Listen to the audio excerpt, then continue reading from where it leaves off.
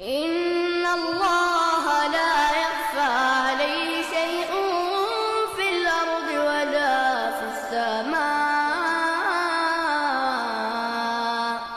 هو الذي يصوركم في الأرحام كيف يشاء.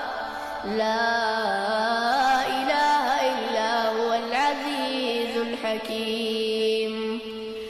هو الذي أنزل عليك الكتاب منه آيات محكمات هن أم الكتاب وأخر متشابهات فأما الذين في قلوبهم زيغ فيتبعون ما تشابه منه ابتغاء الفتنة وابتغاء تأويله